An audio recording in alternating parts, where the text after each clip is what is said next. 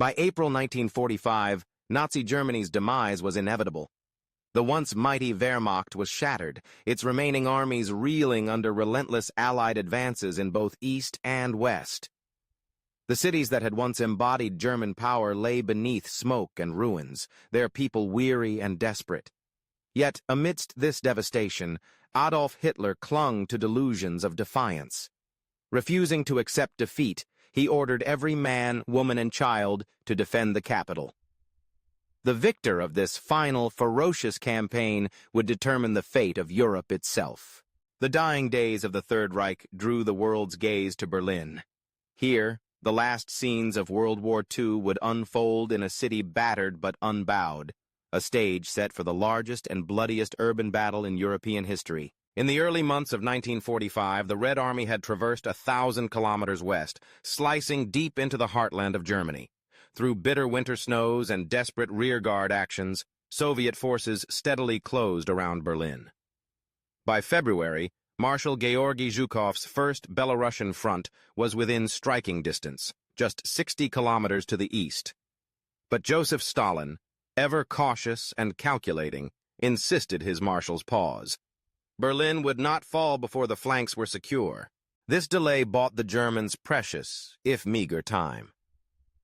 Field Marshal Wilhelm Keitel oversaw the transformation of Berlin's defenses.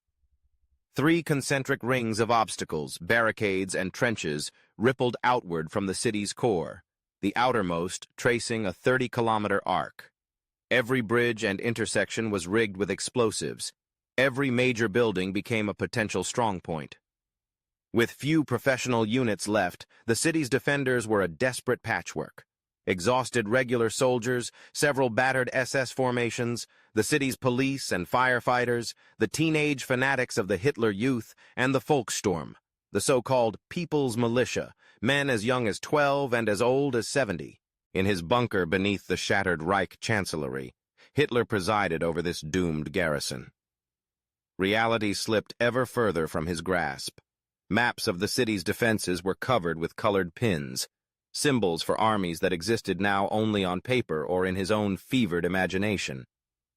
The dictator placed his hopes on General Walter Wenck's 12th Army, stationed to the west.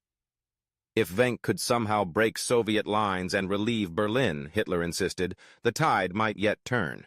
Stalin, meanwhile, prepared for what would become the greatest concentration of firepower ever deployed against a single city.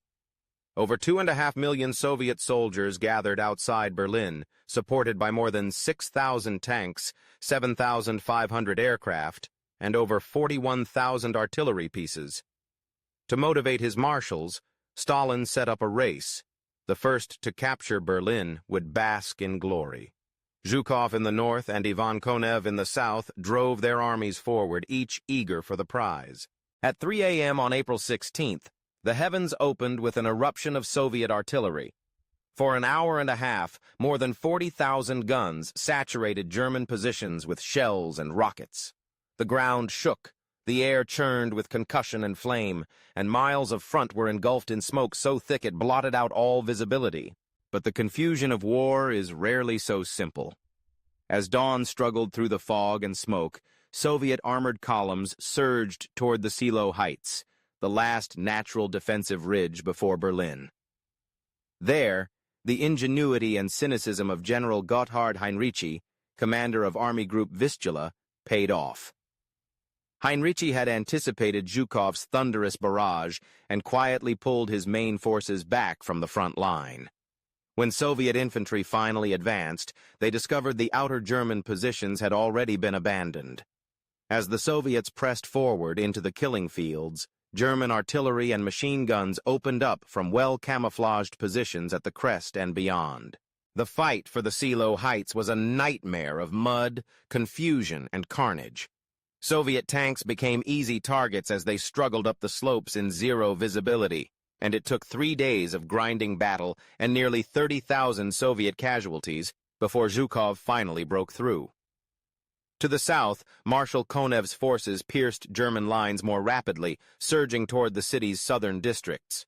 Even as these two vast Soviet armies collided in Berlin's suburbs, Hitler's faith in a breakthrough remained unchanged. But reality closed in from every direction. On April 23rd, the Soviets completed their encirclement of Berlin.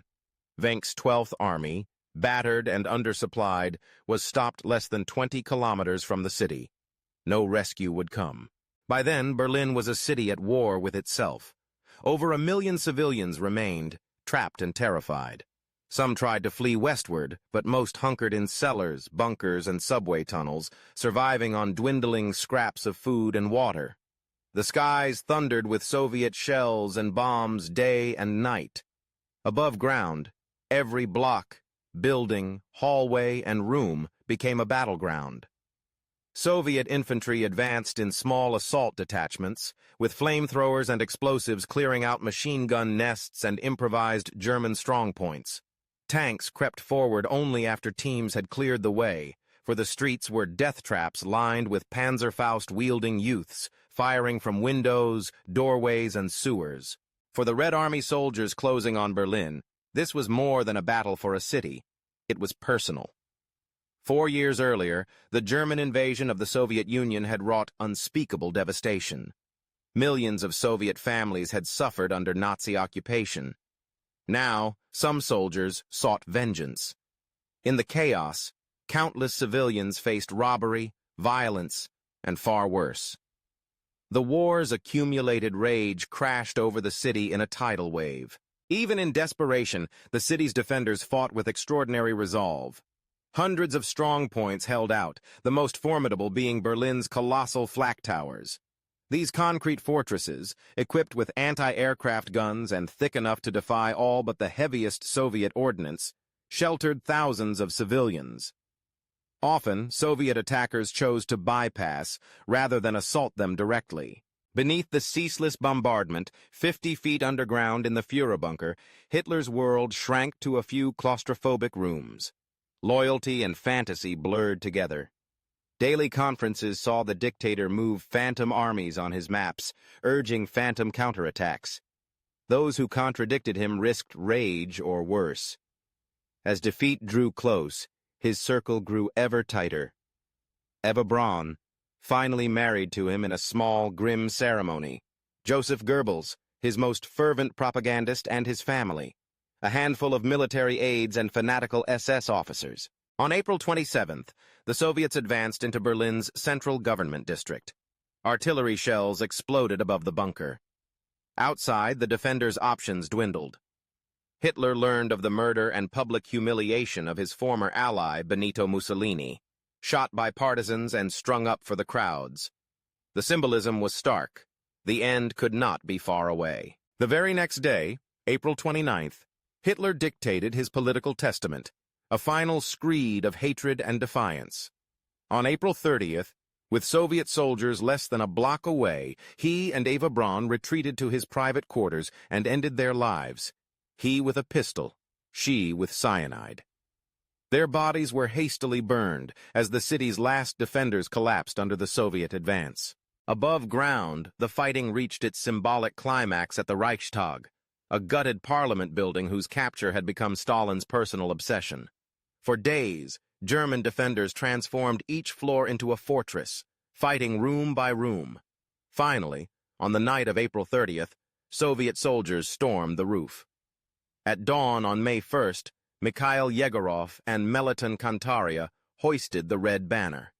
Their triumphant flag-raising became an enduring image of Soviet victory over Nazi tyranny. Not far away in his bunker, Joseph Goebbels made his own desperate choice. Refusing to live in a world without Hitler, Goebbels and his wife poisoned their 6 children and then themselves. With their deaths, the Nazi leadership all but vanished in a cloud of self-destruction. The battle was effectively over. On May 2nd, General Helmuth Weidling, charged with Berlin's defense, ordered the final surrender. Soviet forces swept what remained of organized resistance. In 2 weeks of relentless street fighting, the fight for Berlin claimed the lives of roughly 170,000 soldiers and tens of thousands more civilians. The city, which had once symbolized imperial power, lay in ruins. Soviet soldiers celebrated in what was left of Berlin's streets. Across Europe, the end of the war was in sight. The official surrender would come with Germany's unconditional capitulation on May 8th. But the fall of Berlin marked the real death knell of the Nazi regime.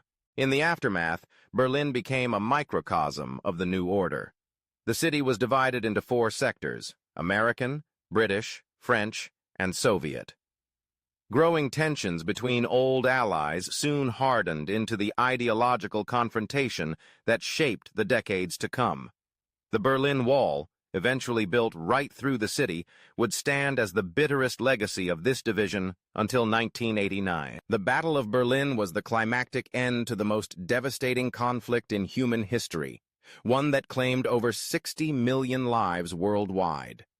For the Soviet people, who had suffered more than any other, the red flag over the Reichstag was a symbol of justice and vengeance, an end to the nightmare begun in 1941. If you enjoyed this historical journey, please support our channel by liking, subscribing, and sharing your thoughts in the comments. Don't miss our upcoming content.